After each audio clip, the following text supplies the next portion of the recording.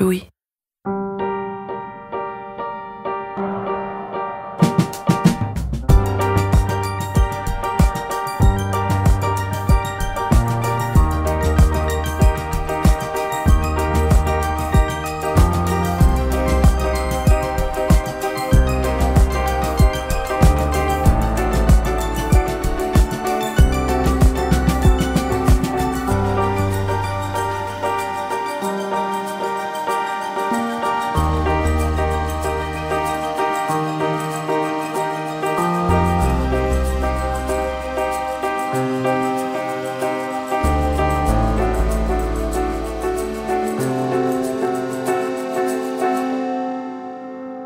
Les 3 singes de la sagesse.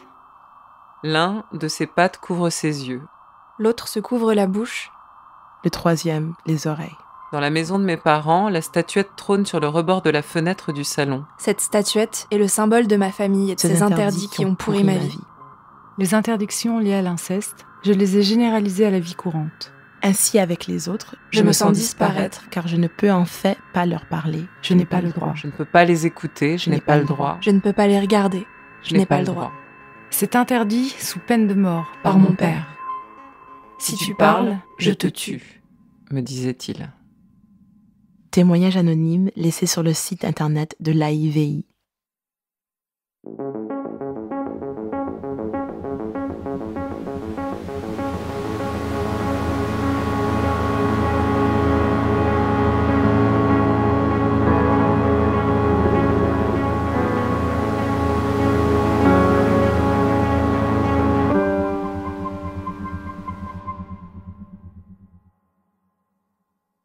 Je n'imaginais pas, je n'aurais jamais imaginé à quel point le silence qui entoure l'inceste est bien construit, à quel point il est méticuleusement instauré. Je ne soupçonnais pas que le mutisme de ma mère avait été fabriqué consciencieusement, et ce qui m'a étourdie, c'est de voir à quel point, de famille en famille, ces silences se ressemblent, tissés par des stratégies différentes, mais par la même violence systématique. C'est une guérilla du silence. Ces soldats sont innombrables. Elle est d'abord menée par le patriarche, et c'est assez efficace. Quand un homme que vous savez violent, dangereux, vous interdit quelque chose, vous êtes assez enclin à l'écouter. Comme le père de Daniela. Parce qu'en plus, mon père, ce qu'il faisait avec ma sœur et moi, c'est qu'il nous disait « Surtout, t'en parles pas à ta mère, c'est un secret ». Ces exemples abondent dans la littérature consacrée à l'inceste. Les pères ordonnent « Ne le dis pas à maman, c'est notre secret », comme le père de l'anglaise Tony Maguire, qu'il raconte dans un livre témoignage. Les grands-pères menacent « Je suis un sorcier, ne l'oublie pas, si tu en parles, je viendrai toujours te retrouver, toujours, même après ma mort », comme celui d'Alex Marcanovic dans son récit autobiographique « L'empreinte ». 2, 3, 4, 5, 6, je m'appelle Laure. J'ai rencontré Laure il y a quelques années pour un autre projet. Je m'appelle Laure, j'ai 41 ans. Je l'avais interviewée, elle m'avait raconté son histoire, celle d'une femme qui avait été agressée par son père et était témoin pendant des années des agressions de sa grande sœur par ce père. Le tempérament de Laure m'a tout de suite semblé un peu comparable à celui de ma mère. Une présence imposante, un caractère qui ne donne pas dans la sensiblerie, d'une beauté époustouflante. Elle m'avait terriblement émue, j'avais du mal à ne pas pleurer pendant l'interview et j'avais fait de mon mieux pour ne pas le montrer. Je savais qu'elle me parlait à moi précisément parce qu'elle avait peur de faire trop de mal à son entourage. À la fin, au moment de se dire au revoir, elle m'avait dit « Je suis contente d'avoir pu parler à quelqu'un que je ne reverrai plus jamais ». Et puis quelques semaines plus tard, elle m'avait envoyé un message pour me dire que bon, finalement, ça ne la dérangerait pas qu'on se revoie. On avait pris un café, puis un autre, et on est devenus amis. Laure a passé beaucoup de temps à déconstruire son histoire, à analyser la stratégie de silenciation qui a été mise en place dans sa famille. Alors, chez moi, dès la petite enfance, il y a vraiment eu une culture du silence qui a été mise en place par mon père et on savait que le fait de parler pouvait amener à quelque chose de très violent. La stratégie, c'était un peu que ça pouvait nous tomber dessus à tout moment. Ce qui s'est passé, par exemple, concernant ma sœur, c'est que du coup, ma mère, une fois rentrée de vacances avec ma petite sœur, on était donc ma grande sœur, mon père et moi à l'appartement, Et quand ma mère est rentrée dans le hall, alors qu'elle enlevait son manteau, etc., ma grande sœur a voulu dire quelque chose à ma mère. Mon père l'a chassée de là. Et ma sœur a dû vouloir reprendre la parole. Et en fait, il s'est retrouvé à la pourchasser dans le couloir. Et elle s'est retrouvée au fond du couloir, devant la porte de notre chambre, à genoux par terre. Et mon père l'a tapé à plusieurs reprises. Et pour toi, c'était une manière de la faire taire, de lui dire de ne pas parler? J'ai tendance à penser que ce jour-là, ça avait un rapport avec le fait qu'il l'agresse. Mais avant ça, j'ai d'autres souvenirs d'épisodes comme ça, où mon père instaurait le silence. Je me revois par exemple devant son garage, devant la porte du garage. Les garages étaient en rez-de-chaussée des immeubles de la cité dans laquelle j'ai grandi. Et là, c'est moi qui ai dit quelque chose. Et mon père m'a mis des coups de corde. Il avait des cordes dans son garage. Et en fait, il m'a dit « Arrête-toi ». J'étais en short et il m'a mis 3 coups de corde et il m'a dit « Remonte à la maison ». Il y avait vraiment comme ça un truc très direct, très frontal, très violent. C'était bref, rapide, très douloureux, très efficace. Et effectivement, il a instauré la peur de parler dans toutes les situations.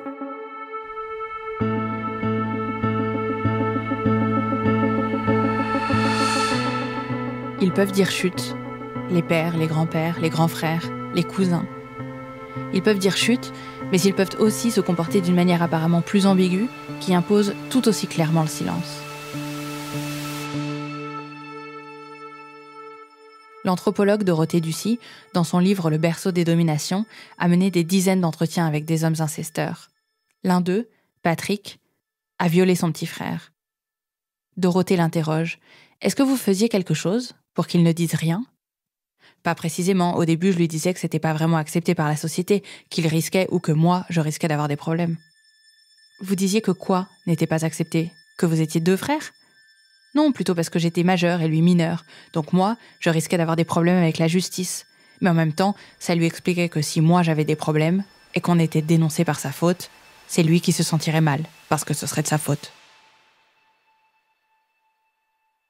On leur apprend si bien à ne pas parler, à ces enfants, qu'ils ne savent plus quoi taire. Dorothée rapporte un autre cas sidérant dans son livre, plein de cas sidérants. Celui d'Annabelle, violée par son père à partir de 2 ans, alors qu'elle ne savait pas encore parler. Elle avait appris à survaloriser le silence et le fait de taire la souffrance, au point que lors de son premier accouchement, elle était obsédée par le fait de ne pas crier. Dorothée Ducy rapporte ses propos. Elle dit « Dès que j'avais une contraction, c'était « faut pas que je parle, faut pas que je parle ».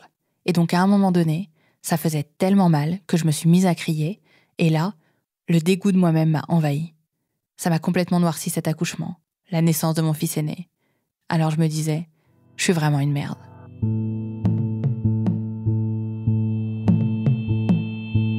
Et même si, comme pour ma mère, on ne vous dit pas explicitement de vous taire, même si on ne vous menace pas, même si aucun signe extérieur ne vous intime de garder le silence, vous le faites. Vous savez qu'il faut le faire. Je savais que c'était quelque chose qui n'aurait pas dû avoir lieu. Mais je sentais qu'il ne fallait pas en parler, oui. Quand c'est arrivé la première fois que j'ai senti de façon... j'étais petite, j'avais 10 ans. Je ressentais quelque chose dont je me disais que ça n'était pas normal. Mais comme cette fois-là, je n'ai rien dit, je pense qu'après, lorsque ça a recommencé, enfin donc continué, puisque ça a effectivement eu lieu plusieurs fois, le fait de n'avoir rien pu dire au moment où ça arrive la première fois, c'est un peu comme un acquiescement en fait, comme si on avait donné le droit à l'autre de continuer. Et d'ailleurs, c'est ce que, à une époque, il m'a dit, tu n'as rien fait pour m'empêcher.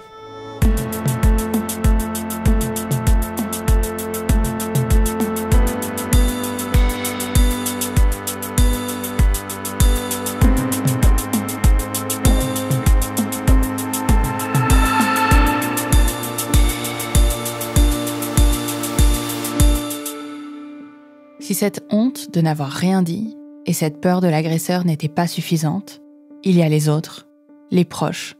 Ce sont les 2e gardiens du temple du non-dit. Ça a été un grand mystère pour moi, les autres. Parce qu'une famille, c'est rarement un père et sa fille dans une cabane au fond des bois. Une famille, c'est le plus souvent 2 parents, des frères, des sœurs. Il peut y avoir pas loin des oncles, des tantes, des cousins. Qu'est-ce qu'ils font, eux? Pourquoi ils n'entendent pas le père qui sort des toilettes avec sa fille en plein après-midi, ni les bruits bizarres la nuit? Ils n'entendent pas les lits qui grincent, les pas nocturnes dans les couloirs? Les grands-mères n'entendent pas, carte de prière à la main, leur mari qui descend l'escalier pour aller violer leur petite fille? Les frères n'entendent pas celui qui vient dans le lit de leur sœur? Les mères n'entendent pas les enfants qui disent qu'elles ont leurs règles toutes les semaines? Je parlais de mes lectures et de mes entretiens à ma meilleure amie au téléphone, et elle m'a dit « Tu crois qu'ils savent, les autres ?» Et la vraie question, celle qui a brûlé ma mère, c'est est-ce qu'elles savent, les mères?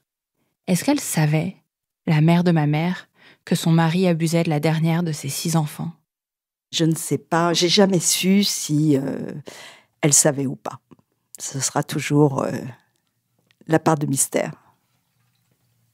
À l'adolescence, ma mère a été envoyée en pension pendant 1 an, au prétexte que son frère était turbulent et l'empêchait de travailler. Pendant longtemps, elle a trouvé ça d'une injustice folle, d'être écartée à cause de son frère. Elle a trouvé ça terrible que sa mère, qu'elle aimait de toute sa tendresse de petite fille, l'envoie loin d'elle. Et puis des années plus tard, notamment dans nos conversations, elle s'est demandé si c'était en fait un moyen de la protéger, et la preuve que sa mère savait. J'y suis partie 1 an, parce que j'ai été renvoyée, donc peut-être que je serais restée plus longtemps, mais je n'étais pas une élève très docile.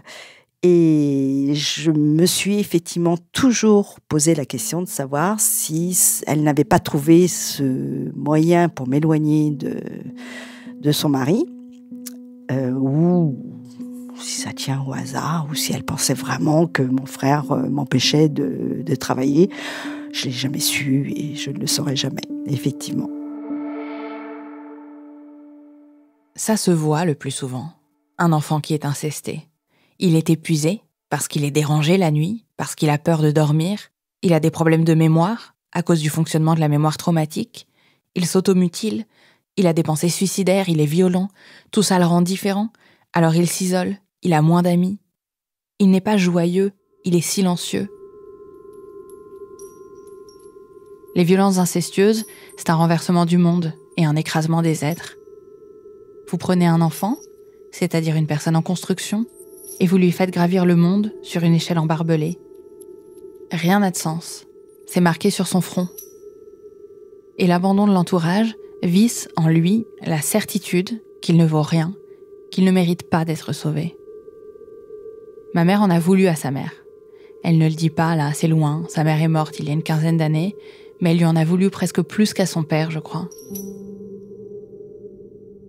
Je les imagine toutes les deux, dans une petite cuisine des années 60, une enfant collée à la cuisse d'une femme qui épluche des pommes de terre. Tout ce qu'elle aurait voulu, cette enfant, c'est qu'on l'aime. Elle n'attendait rien de son père, c'était l'agresseur. De sa mère, elle espérait un sauvetage qui n'est jamais venu. Laure aussi en a beaucoup voulu à sa mère. Quand je l'ai rencontrée la première fois, elle me semblait d'ailleurs plus en colère contre sa mère que contre son père. Elle est certaine que sa mère a refusé de voir ce qui se déroulait sous ses yeux. Et derrière ça, je me suis rappelée d'un jour, un jour de fête familiale chez nous, où mon petit frère se faisait baptiser notamment et mes parents renouvelaient leurs vœux. Et en fait, ce matin-là, mon père et ma grande sœur étaient dans la salle de bain et la salle de bain était fermée à clé. J'ai insisté, j'ai demandé qu'on m'ouvre 1 fois, 2 fois, 3 fois parce que moi, je voulais absolument me préparer. Et derrière ça, je me suis rendue dans la cuisine pour aller dire à ma mère qu'il y avait mon père dans la salle de bain, ma sœur dans la salle de bain, qu'on ne voulait pas m'ouvrir la porte. Et ma mère m'a dit « Dis à ton père d'ouvrir ». Donc, elle ne s'est pas déplacée, elle m'a envoyé moi dire d'ouvrir. Et en fait, en arrivant à l'angle du couloir, me dirigeant vers la salle de bain, j'avais ma sœur qui sortait de la salle de bain, le visage contrarié, fermé, voilà. Et allée dans sa chambre et je suis rentrée dans la salle de bain à ce moment-là. Et voilà, mais c'est un souvenir très fort parce qu'en réalité, évidemment que mon père n'avait rien à faire enfermé dans la salle de bain avec ma grande sœur. Évidemment. Moi, je ne peux pas imaginer que ma mère n'ait pas eu de doute. Je ne peux pas imaginer... je sais que ma mère avait la possibilité, en tout cas, d'appliquer des principes de prudence par rapport aux signaux qui émanaient de mon père, par rapport à l'état dans lequel était ma sœur, par rapport à l'état dans lequel j'étais moi, parce qu'en fait, très petite, je me suis retrouvée à avoir tout un tas de troubles psy. Voilà, ma sœur, elle, de son côté, s'est retrouvée très rapidement à avoir beaucoup de problèmes, notamment de peau, voilà, avec un eczéma tout autour de la bouche et des migraines. Du coup, ce qui est extrêmement dur, c'est que pour me sortir de la douleur que tout ça a représenté, j'ai été obligée d'apprendre à désaimer mes parents qui n'ont pas joué le rôle qu'on attend, à savoir me préserver du danger, de la douleur, de la violence en fait. Les comportements comme celui de la mère de Laure vous enseignent une chose très clairement. Il ne faut pas parler. Il n'y a rien à dire. Votre modèle, l'adulte de votre maison, celui en qui vous avez confiance, vous montre qu'il sait et qu'il se tait. Que la seule gestion de ce problème-là, c'est le mutisme. C'est comme ça aussi que les autres contribuent au silence. Le silence par l'exemple. Et parfois, ce modèle est même donné de manière encore plus claire. Bonjour. C'est ce que m'a raconté Randall, que j'ai rencontré il y a quelques mois. Oui, très bien. Il est magnifique le chemin sur le trajet. Bonjour. Oui, c'est la côte, le train de la côte bleue.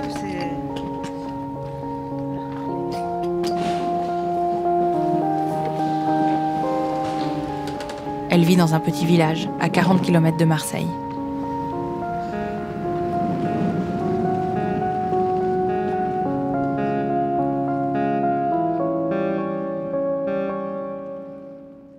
Donc, je m'appelle Randall, j'ai 53 ans, et je suis thérapeute de couple. J'avais 3 sœurs, il ne me reste plus que ma petite sœur, puisque ma sœur aînée qui a été victime d'inceste aussi, elle s'est suicidée, très jeune, vers 23 ans. Voilà, pour la présentation. Randall est active dans l'AIVI, Association internationale des victimes de l'inceste. Elle essaie d'apporter aux autres l'écoute qu'elle n'a pas reçue.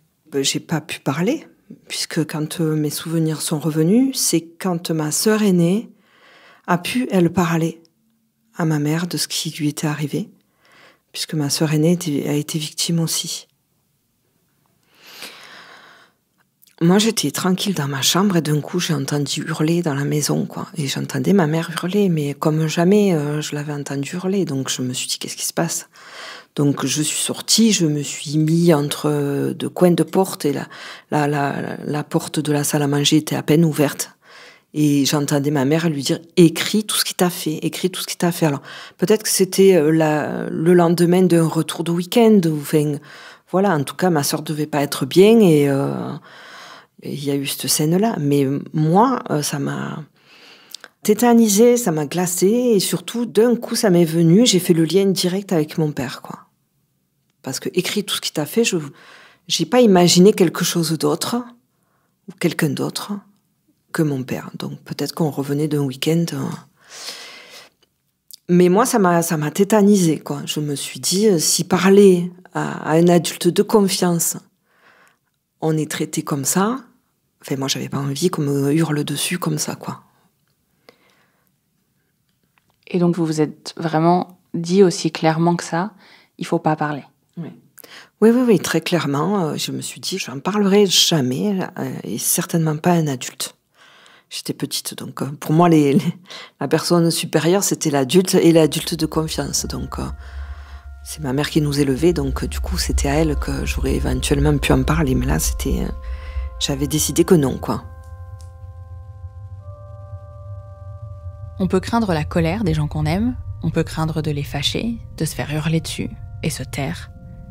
Mais on peut aussi craindre de les perdre, de leur faire trop de mal pour qu'ils acceptent de rester près de vous, de dire des choses qui les feront fuir, des mots qui installeront entre eux et nous un monde dont ils ne voulaient pas, et ils se détourneront pour qu'il n'existe pas. Ils marcheront dans l'autre sens. Et vous vous retrouverez seul, avec votre douleur et sans ceux que vous aimez. Ça, la peur de la perte, du rejet, c'est une autre peur terrible par laquelle les autres vous rendent muets. Julie, quand le silence a éclaté, quand ses parents ont appris que le grand-père incestait leur fille dans cette grande maison où il avait déjà incesté sa propre fille, en a aussi fait les frais. Mes parents sont les meilleurs parents du monde, et je sais que tout le monde dit ça, mais à chaque fois que mes potes voient mes parents, ils sont vraiment là, genre, effectivement, il y a du level. C'est genre vraiment des gens, mais géniaux, et avec la plus grande écoute du monde et la plus grande compréhension du monde, et je pourrais tout leur dire et ils pourraient tout entendre, mais je peux pas, parce que je sais que si je parlais vraiment, je pense pas qu'ils pourraient supporter ça. C'est pour ça que Julie ne leur parle pas du fait que son grand-père est allé jusqu'au viol. La version des attouchements sexuels a déjà abîmé trop de choses. Et je sais que... Enfin, j'en sais rien d'ailleurs, mais moi je pense que mon père particulièrement, ça a un peu niqué sa vie, quoi. Enfin, dans le sens où il a une culpabilité, il le dit pas, mais ça se sent.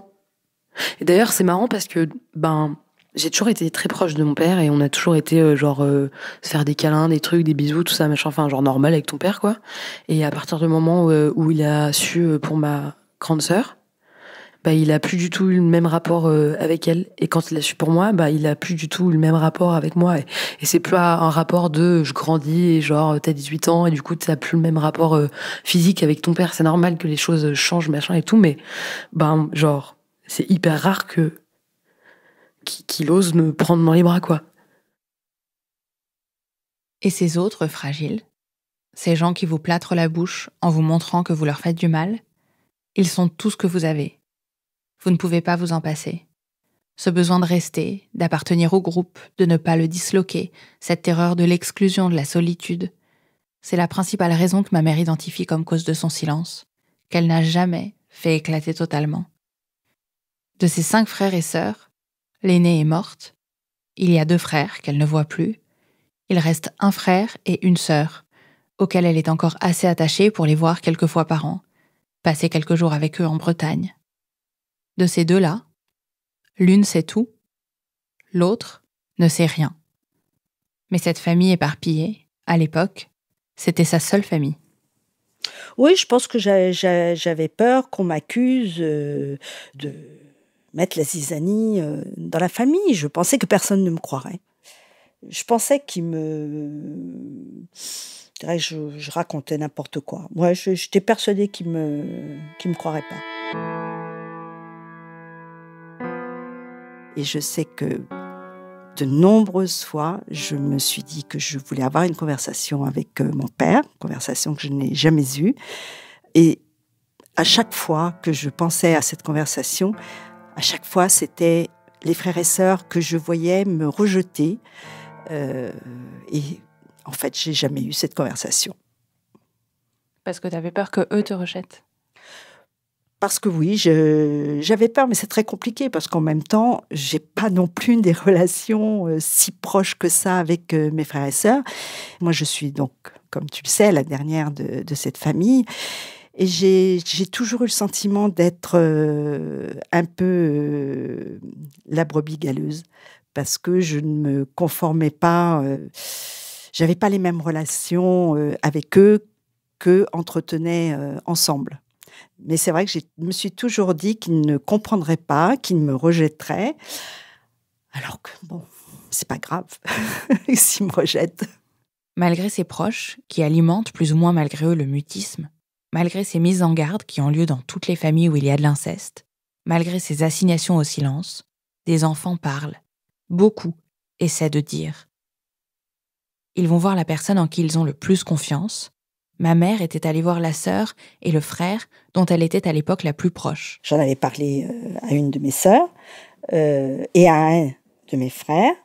Bon, on en a parlé et puis après, ça a été terminé.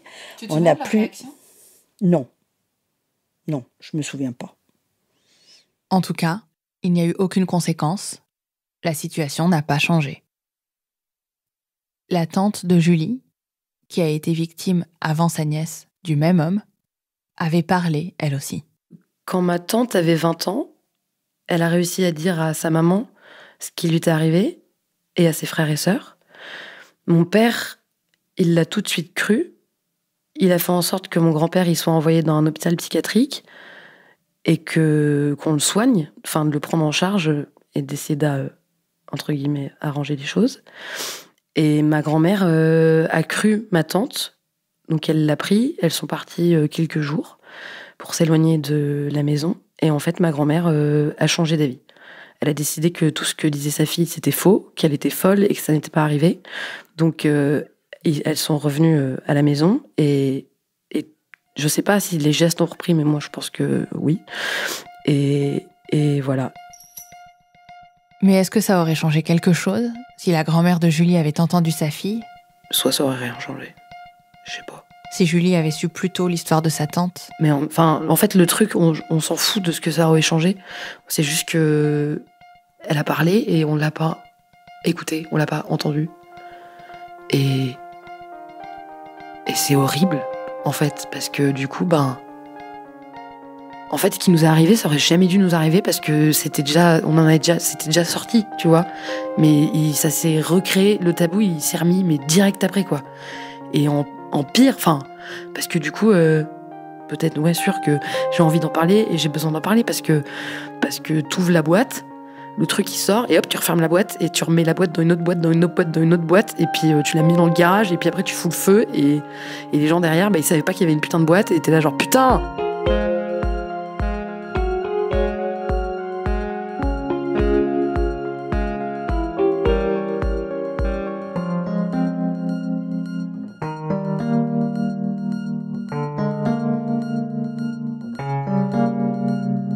Certaines filles disent à leur père que leur grand-père les viole, comme rapporté dans un article de l'anthropologue Dorothée Ducy. Et on leur répond « Ben quoi, il t'a un peu tripoté ».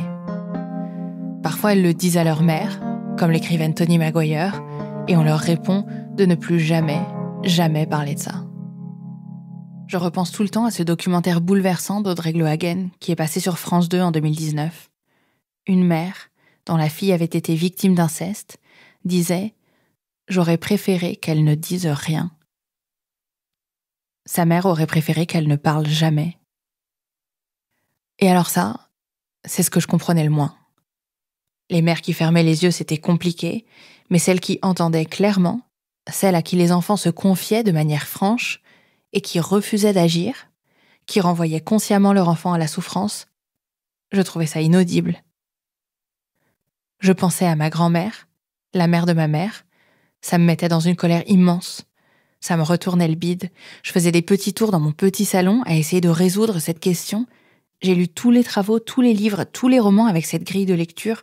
Pourquoi les mères étaient-elles complices ? Et puis, il s'est avéré que je m'étais trompée de question. On attend des mères une protection féroce, une capacité à aimer avec omniscience, à dépasser leurs propres histoires. Mais ces mères imaginaires sont le fruit de nos mondes de silence. L'inceste ne débarque jamais de nulle part. Aucune génération ne se réveille soudain à se violer entre parents et enfants et entre frères et sœurs. L'inceste arrive dans les familles où il est déjà arrivé, où les parents, les grands-parents, les oncles et tantes ont déjà été victimes de violences, où les mères ont parfois déjà été victimes. Elles ont elles aussi appris le silence. Je repense à ce que m'a raconté Hélène Merlin. Elle est réalisatrice et développe un projet de film inspiré de son histoire familiale. Il s'intitule Cavale. L'inceste existe sous différentes formes depuis au moins 3 générations dans ma famille. Ça aurait commencé avec ma grand-mère Georgette qui a été orpheline à l'âge de 15 ans et placée sous tutelle avec ses petites sœurs chez un ami de la famille qui s'appelait Paul et qui était un peu l'incarnation du mâle blanc dominant puisqu'il était avocat au Vietnam dans les années 1940. Quelques années après, Georgette, donc ma grand-mère, est tombée enceinte de ce Paul en question, donc de son tuteur, de son père adoptif, et elle a eu un enfant. Très vite, elle a été mariée, probablement pour éviter le scandale et cacher du coup cette relation incestueuse et cet enfant encombrant. Et elle a été mariée à Henri, mon grand-père, et ils sont venus habiter en France. Ils ont fondé un foyer, ils ont eu d'autres enfants, dont ma maman, et quelques années après, mes grands-parents ont accueilli les petites sœurs de Georgette, de ma grand-mère, qui fuyaient le Vietnam pour éviter la guerre. Et là, Henri a eu des relations incestueuses avec au moins 2 de ses belles-sœurs, donc les petites sœurs de Georgette. Et l'une d'entre elles s'est suicidée quelques années après. Ensuite, dans la génération de ma mère a eu une relation incestueuse avec son frère. Elle dit qu'elle a joué à touche-pipi avec lui. Ma tante, donc la petite sœur de ma mère, a eu une relation très traumatisante avec son grand frère, qui était violent. Et la cousine de ma mère, et leur cousine, a eu, elle, un enfant avec son demi-frère. Donc, il y a un effet où toutes les relations sont floues, ambiguës, sont tordues. Tout se croise, se mélange. Et ensuite, il y a du coup ma génération. Et j'ai vécu un inceste avec mon frère, non consenti. Mais c'est vraiment avec les années que j'ai compris que cette relation était pas normale, puisque dans ma famille, vraiment, c'était banalisé comme du touche-pipi, que ça arrivait dans toutes les familles, etc. Mon père a joué à touche-pipi avec sa petite sœur, qui est aujourd'hui vieille fille, qui n'a pas d'enfant. Et aujourd'hui, j'ai encore beaucoup de mal à employer le mot viol. De dire « mon frère m'a violée », c'est très compliqué pour moi. De dire « j'ai eu une relation incestueuse avec mon frère », c'est plus simple. Et pourtant le mot viol serait adéquat. Le silence ne débarque pas de nulle part.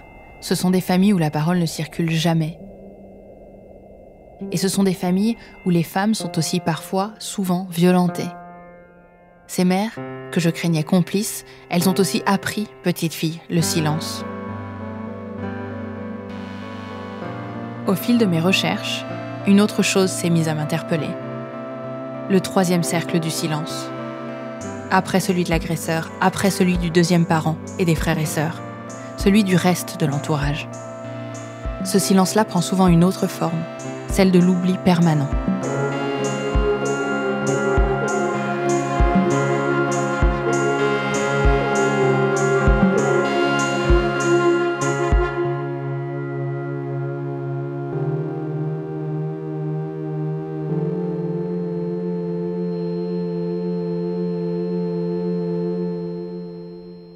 La première fois que ma mère m'a parlé des violences qu'elle avait subies, c'était un soir au restaurant, j'avais 26 ans.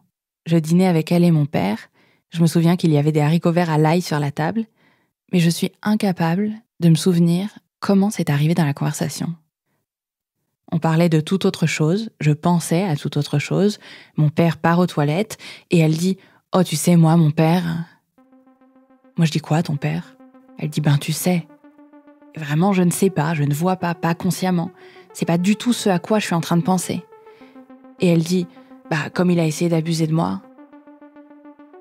Mon père remonte des toilettes et on change de conversation. Et pendant des semaines, je ne lui ai posé aucune question. Cet automne-là s'est enfoncé dans le silence. Je ne savais pas encore que c'était le destin de toutes les histoires d'inceste. Personne ne veut les entendre. Le tabou de l'inceste n'est pas de le commettre, mais de le dire. Et ce qui m'a fait taire d'abord, je crois, c'est la répugnance. J'avais honte. J'avais peur qu'une perversion coule en nous, que ça me salisse. Et puis la souffrance de ma mère. Imaginez que 50 ans plus tôt, dans un petit rez-de-chaussée du 18e arrondissement de Paris, où il s'était installé après avoir quitté la Bretagne, son père l'a agressé, qu'il entrait dans la chambre et qu'il lui faisait du mal. C'est tellement dur à concevoir que pendant longtemps, je n'ai pas voulu savoir. Quand j'ai su, j'ai oublié. Et je n'ai cessé de recommencer à oublier à me dire que j'avais mal compris. Et puis, elle n'avait jamais cessé de leur rendre visite pendant 40 ans. Après avoir quitté la maison tous les ans, plusieurs fois par an, elle se rendait chez eux, elle les embrassait, elle nous les a présentés. Nous avons passé des Noëls et des anniversaires avec eux. Mon père aussi y allait. On leur parlait normalement. Et puis, elle a dit qu'il avait tenté d'abuser d'elle. Peut-être que j'avais tout rêvé, mal compris. J'ai oublié sans cesse en boucle, jusqu'à ce que j'ai un enregistrement de ma mère me disant qu'elle avait subi des attouchements. Oui, beaucoup d'attouchements. Et la première fois, j'avais 10 ans. Peu à peu, d'autres souvenirs sont remontés. Par exemple, une amie que je m'étais faite pendant mes études. Un soir, elle dormait à la maison et elle m'avait raconté quelque chose sur son frère. Quelque chose de terrible. De si terrible que le lendemain matin, j'étais incapable de me souvenir de quoi il s'agissait. On est restés amis quelques années et parfois elle faisait allusion à ce secret. J'avais conscience que j'étais censée savoir, je brodais pour ne pas montrer que je ne savais plus de quoi elle parlait. Et pendant mes recherches, ça m'est revenu. Son frère l'avait violée. C'est arrivé à d'autres gens autour de moi. On me disait « Ah oui, je connais quelqu'un qui... Non, je sais plus, c'est brumeux. » Ma sœur elle-même n'était plus sûre de se souvenir de ce que lui avait dit ma mère. Elle croyait parfois avoir rêvé. Mon silence face à ma mère, j'ai appris par la suite que c'est celui de beaucoup de proches. Comme c'est facile de tomber dans un système bien rodé, c'est un silence qui renforce les victimes dans l'idée qu'elles ne doivent pas parler, qui dit ne parlez pas, c'est trop dur pour nous. C'est ce qu'a ressenti Julie. Je fais un parallèle naze, mais je suis homosexuelle et j'ai fait un... J'ai pas vraiment fait de coming out, genre ouais, je suis Gwyn, machin, tout ça et tout.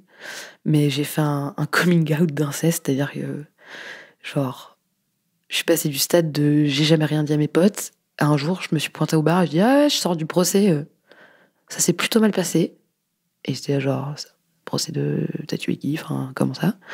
Et j'étais genre ouais, en fait, il m'est arrivé ça dans la vie, machin et tout. Et la gêne, putain. Et pourtant, c'était des amis assez proches, quoi.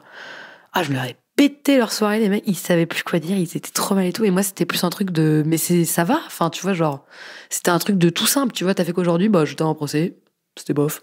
Mais là, je vais prendre une bière. Ils l'ont tous vécu en mode, oh my god. Genre, cette personne qu'on connaissait, en fait, c'est pas vraiment la personne qu'on connaît. En fait, c'est une victime. Et du coup, tu deviens un peu dans la tête des autres, pas à 100%, ou alors, je suis un petit côté parano, tu vois, mais t'as un peu l'impression de passer du côté obscur de la meuf à qui il arrive un truc pas cool quand t'étais petite, et que, justement, on va être que des mots qui sont pas le vrai mot. Enfin. Ça veut dire que t'as l'impression que même avec tes amis, c'est difficile d'en parler, pas juste avec tes parents, pas juste avec tes sœurs, pas juste avec ta famille. Ouais, c'est difficile d'en parler avec tout le monde, parce que les gens veulent pas.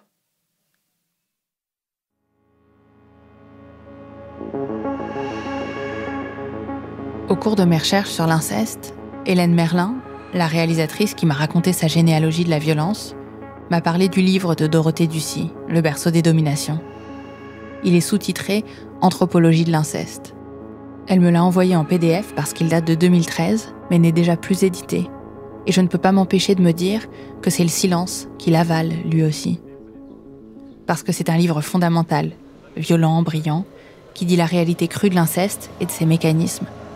C'est le genre de livre qui changerait le monde si les gens voulaient bien le lire. Bonjour Dorothée. Bonjour. Ça va? Ça va, vous allez bien? Ouais. Après l'avoir lu, j'ai cherché le numéro de Dorothée, on a calé un rendez-vous. Au téléphone, elle m'a dit qu'elle ne travaillait plus sur l'inceste, mais sur les abeilles. L'histoire d'abeilles, c'est très bien. Quelques semaines plus tard, on s'est rencontrés chez elle, à Marseille, où elle travaille au CNRS. Elle m'a raconté. J'ai cherché à passer à autre chose, là, en faisant les abeilles et en travaillant sur autre chose, parce que c'était trop... J'en pouvais plus, en fait, des gens qui regardent leurs pieds ou qui supportent pas de m'entendre parler de l'inceste. Donc, j'ai activement cherché à ne plus en parler. Plus facile à dire, oh, je travaille sur les abeilles, les séparations des abeilles, que je travaille sur l'inceste, les enfants violés dans leur famille. Ça, c'est... Voilà, j'ai beaucoup gagné de ce point de vue en confort, en fait, en confort professionnel. Quand je croise quelqu'un, ou quand je dois faire un exposé, ou quand je fais plus d'exposés, je parle pas en public, j'ai horreur de ça. Qu'est-ce qu'on vous disait avant quand vous disiez que vous travailliez sur l'inceste? On disait Oui, c'est intéressant. Bon, alors là, il faut que j'y aille parce que j'ai une petite réunion, j'ai du lait sur le feu, un manière à livrer, enfin voilà. Et regarder ses pieds et fin de la discussion. Et donc, après coup, on apprend à dire « je travaille sur l'enfance difficile » ou sur les familles compliquées, ou les familles où les enfants souffrent, ou l'enfance maltraitée. Voilà, enfin, on fait des périphrases où on minimise, en fait, on édulcore. Et là, c'est plus facile. Et si les gens posent des questions, après, je peux développer un peu plus. Mais enfin, on voit vite si les gens veulent bien en savoir plus, posent des questions ou bottent en touche directement. Et puis à ce moment-là, j'en parle pas. J'ai pas de nécessité, enfin, moi, ça m'est égal d'en parler ou de pas en parler j'ai pas besoin d'en parler, surtout un dîner en ville, par exemple. C'est pas... Et puis, dans le cadre de mon travail, quand c'est un exposé, il y a un titre, en fait, annoncé. Mais même pour mon travail, j'ai appris à amener les matériaux progressivement. Les matériaux de terrain, je veux dire, les matériaux d'enquête, les choses qu'on m'a dites, et à faire en sorte que ce soit pas insupportable pour le public. Parce que c'est vite, en fait, c'est tout de suite insupportable, en fait. Tal Pieter-Bromerckx, doctorante en philosophie qui a elle aussi été victime d'inceste, m'a décrit le même phénomène. Ça a commencé quand elle a choisi de faire sa thèse sur la domination des adultes sur les enfants. J'ai pas mal réfléchi à comment choisir mon sujet. Il y avait beaucoup de réflexions sur l'accès ou non sur les violences sexuelles, justement parce que en fait, beaucoup de personnes me disaient que c'était un sujet assez tabou, qu'elle allait me mettre en difficulté, notamment dans le milieu universitaire. Qu'est-ce que ça veut dire que ça allait vous mettre en difficulté en termes de ressources ou en termes de rapport aux autres universitaires ? Non, je pense vraiment en termes de rapport aux autres universitaires, avec cette idée que finalement, c'était un sujet désagréable, que personne n'avait trop envie d'en entendre parler, que en plus, c'est une question qui est très peu traitée. Je travaille en philosophie, c'est pas une discipline qui aime beaucoup... mettre les mains dans la saleté, du coup je pense qu'il y a aussi cet aspect, quoi. Et ça s'est confirmé. Quand on discute de mon sujet, les premiers propos qui sortent, c'est ça doit être dur, qu'en fait, ce qui est dingue, c'est que pour moi c'est dur, pour eux ça l'est pas d'entendre 2 mots sur un sujet, quoi. Enfin, et je trouve ça, moi ça me met dans un état de colère énorme. Du coup j'essaie de tenir une certaine contenance dans le milieu professionnel. Mais surtout, je trouve ça hyper dangereux. Enfin, ça veut dire quoi, c'est dur, en fait. Enfin, dangereux, pourquoi ? Parce que c'est une manière de me faire taire, en fait. Vraiment. C'est une manière de me dire c'est désagréable à la pause café. On n'a pas envie d'entendre parler de ça. Enfin, ils n'ont pas de problème à développer des propos complexes sur Bourdieu, mais par contre, mentionner le mot d'inceste, quelle horreur, quoi. Autant se taire et parler de choses plus agréables, quoi. Enfin... J'ai naïvement demandé pourquoi. Pourquoi chaque personne, autour de Dorothée Ducy, de Tal Pieter-Bromerckx, de moi aussi, quand je me suis mise à amener le sujet dans les conversations, essaie de recréer du silence. J'ai demandé à Dorothée pourquoi personne ne veut en entendre parler. C'est une bonne question. Pourquoi les gens veulent pas en entendre parler ? Eh ben, en vrai, je sais pas trop, en fait, pourquoi ils veulent pas en entendre parler. Je pense qu'ils veulent pas en entendre parler, au fond, parce que c'est très courant, très banal, et que c'est ce que je raconte dans mon travail, et c'est ce que l'enquête a permis de montrer, qu'en fait, tout le monde a été socialisé dès l'enfance, dès l'école primaire, à vivre avec des gens qui ont vécu l'inceste. Ne pas voir ces bibendums de silence, gavés de tous les mots qui ne sortiront jamais. Parce que si les silences étaient déchirés, si collectivement on décidait de reconnaître les petits garçons et les petites filles violés par leurs papas, leurs oncles, leurs grands-pères, par les patriarches de nos sociétés, si on décidait de les écouter, alors il faudrait accepter de constater que ça ne relève pas du fait divers. Ma mère, Dorothée, Tal, Daniela, Julie, Laure, ce ne sont pas des cas isolés. L'ampleur du problème est démesurée.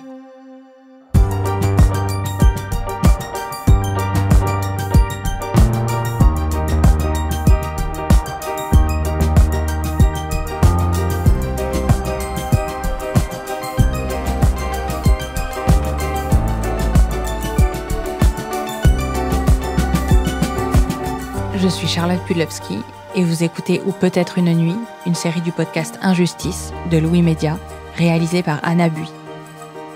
Dans le prochain épisode, on parlera de votre classe de CM2, celle dans laquelle en moyenne 2 à 3 enfants étaient victimes d'inceste.